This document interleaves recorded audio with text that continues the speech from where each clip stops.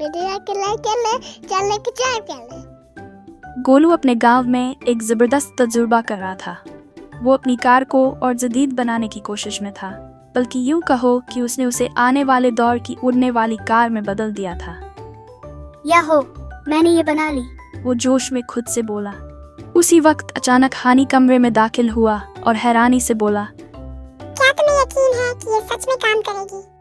गोलू ने मुस्कुराते हुए जवाब दिया, क्यों नहीं, आओ तुम भी बैठो। जैसे ही वो दोनों कार में बैठे, कार एक जोरदार झटके से ऊपर उठी और सीधे कमरे से निकलकर आसमान में पहुंच गई। वो हैरानी से अपने गांव के ऊपर उड़ रहे थे। अचानक हानी का हाथ गलती से एक लाल बटन पर जा पड़ा। अचानक कुछ अजीब हुआ। हवा में एक रहस्यमयी पोर्टल खुला और अगले ही पल कार उसके अंदर समा गई। जब वो बाहर निकले तो खुद को एक बिल्कुल नई दुनिया में पाया। ये एक मॉडर्न शहर था जहाँ चारों तरफ चमचमाती नियॉन लाइट्स और घूमते फिरते रोबोट्स दिख रहे थे। वो बहुत खुश थे, लेकिन उनकी ये खुशी ज्यादा देर नहीं टिकी। ये बहुत एडवांस शहर था, हर चीज डिजिटल थी, कोई ट्रैफिक का शोर नहीं था। गोलू हानी से कहता है, हम कहाँ आ गए हैं? ये कौन सा शहर है? हम किसी दूसरे प्लेनेट पर तो नहीं पहुँच गए? वो अभी शहर घूमने का सोच ही रहे थे कि अचानक एक ड्रोन कैमरा उनकी तरफ बढ़ा और उन्हें स्कैन करने लगा। खतरे को भांपते ही वो तेजी से गलियों में भागने लगे। जब वो एक तंग गली में मुड़े तो उनकी मुलाकात एक लड़की से हुई जो उनसे भी ज्यादा हैरान लग रही थी। तुम यहाँ कैसे आए? उसने पूछा। लड़की के पास एक गैजेट था जिसकी वजह से रोबोट उन्हें नुकसान नहीं पहुंचा रहे थे। वो उन्हें एक सीक्रेट तहखाने में ले गई जहां बहुत से लोग एडवांस टेक्नोलॉजी पर काम कर रहे थे।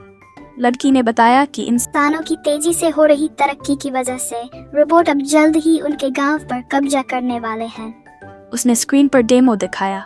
हानी ने पूछा, हम क्या कर सकते हैं?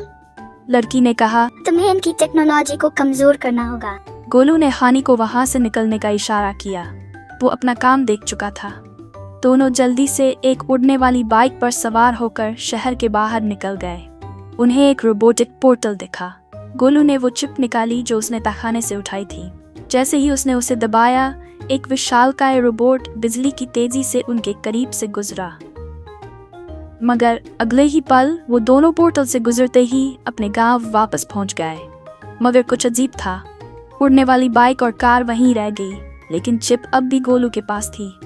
जैसे ही उसने उसे दबाया, गांव के बीचों बीच एक होलोग्राम उभर आया। तुम्हें वक्त के साथ छेड़छाड़ नहीं करनी चाहिए थी। गोलू अभी ये सब समझ ही रहा था कि अचानक उसे घर के करीब एक सरगोशी सुनाई दी। तुम्हें वापस नहीं आना चाहिए था।